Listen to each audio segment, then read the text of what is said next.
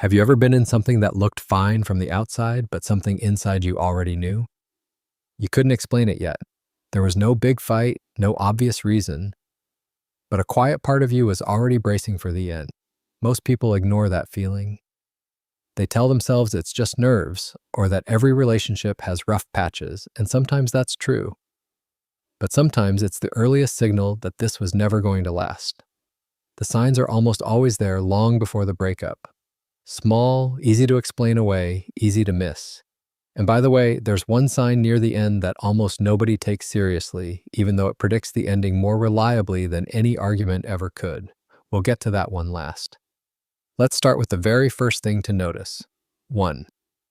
It was only ever a pull. Have you ever wanted someone so badly it felt like proof it was meant to be? That magnetic thing, where you can't stop thinking about them and everything feels electric?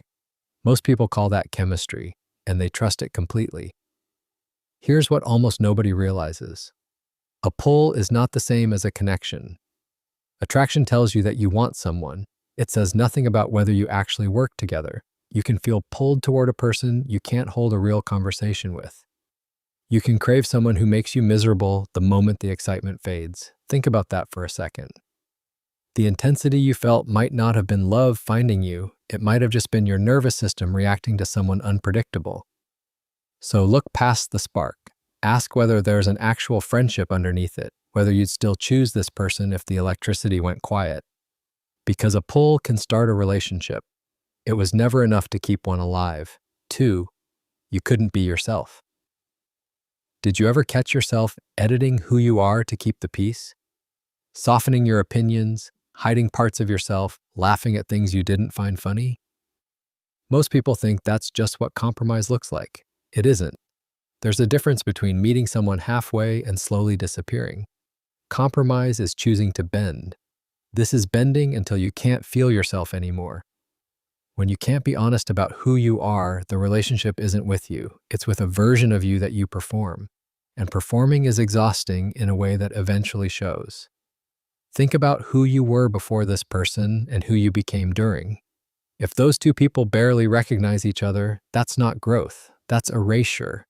And hey, if this is making you think about a relationship right now, hit that like button and subscribe.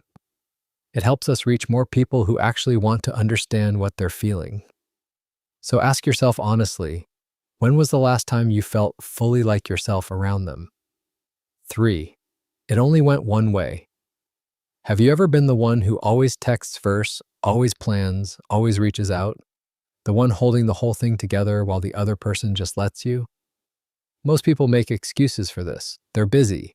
They're just not good at texting. That's what you tell yourself. But love that only flows in one direction isn't love.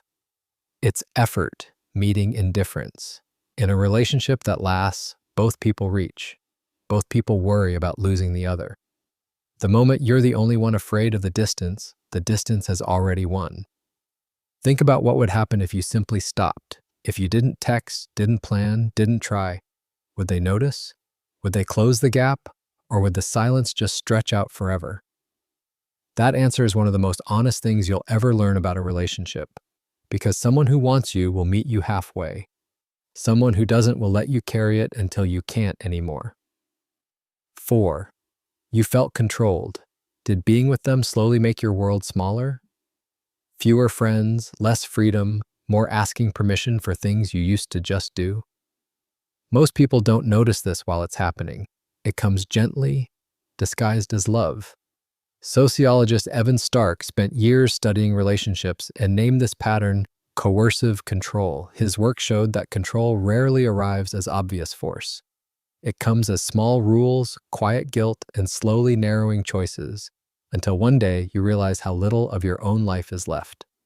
That's the danger of it. It doesn't feel like a cage while it's being built. It feels like someone carrying a lot. Think about whether your world got bigger with this person or smaller, whether you became more free or more careful. Real love expands you. It celebrates your friendships, your ambitions, your space. If instead you feel watched, managed, or quietly boxed in, pay attention to that. Because a person who loves you wants to see you grow. A person who needs to control you wants to see you shrink. 5. And this is the one I mentioned at the beginning.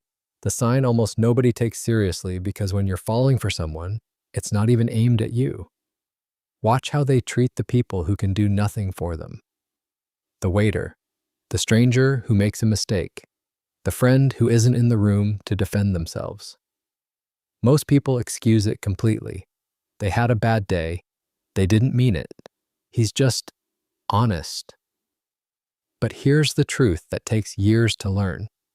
How someone treats people they don't need is exactly how they'll treat you the moment you stop being useful or exciting to them. The kindness you're getting now, in the beginning, isn't proof of their character. It's proof of their interest. And interest fades. Character doesn't. Think about that for a second. The way they roll their eyes at a struggling stranger is a preview of how they'll one day look at you. So stop watching how they treat you while they still want something. Start watching how they treat everyone else. That's the version of them you'll eventually be living with. Seeing the signs early doesn't make leaving easier, but it does make the next one clearer. If this helped you understand something, subscribe. There's a lot more where this came from.